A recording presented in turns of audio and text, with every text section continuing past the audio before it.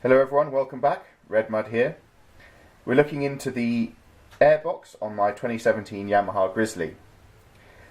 Now the reason for this video is it's by way of a follow-up to a previous video I made on the EHS Racing airbox modification.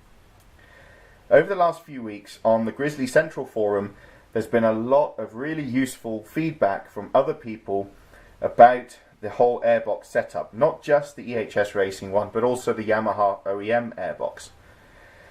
And I've learned a few things in that time, and so I wanted to just clarify a couple of points that I'd put in the previous video where I've actually misquoted or got it wrong. So first up, on the right hand side here, underneath this foam, this is called the crankcase breather, not the cylinder head breather as I previously stated. There's a little hole down here, and then there's this rubber hose here behind. It goes to the top of the valve cover, but it actually vents the crankcase after the engine's, or when the engine's running. It heats up and there's a lot of pressure build up, piston moving up and down, and oil vapor and gases can vent out of this hole.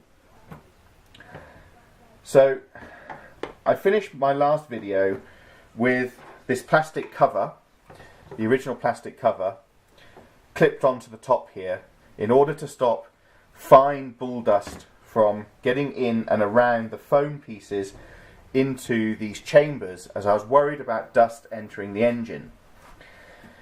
Now, the key thing about this breather is that under no circumstances should it be blocked.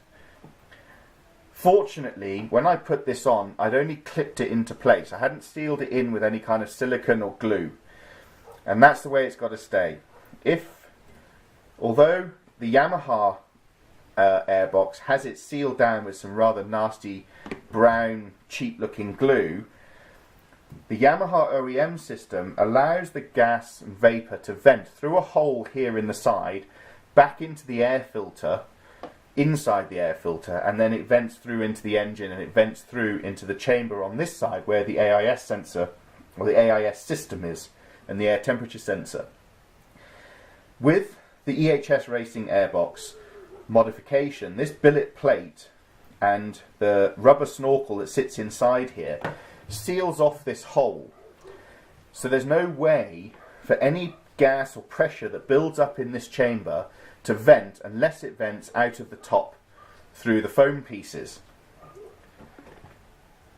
It's therefore important that if you want to put this plastic lid on, that you do not seal it on and prevent any venting capability from this chamber on the right hand side of the airbox. Unless, if you do seal that, you have to have provisions somewhere else within the system to allow air to vent in and out of this chamber. It cannot remain sealed. Whether you seal it from the top or any other way, you've got to have some kind of way to let air in and out of that. What I've done is I've only clipped this on, and it doesn't make a particularly good airtight seal, which is good, but it does stop the dust, or the majority of the dust, from going onto this foam. In order to improve the crankcase breathing capabilities, what I've done is drill 3 5mm holes in the centre, and they will allow any venting gases to come up through the foam and through the hole, and any air that gets drawn back inside that will go through the hole and through the foam. And I'm hoping that that will give me enough breathing capability and give me enough cleaning capability to keep the dusty air from coming into contact with the hole or potentially being drawn into the engine when the engine cools. And so that's basically it. Thanks all for watching. I hope this clears up a few things or questions that may have been raised from the previous video.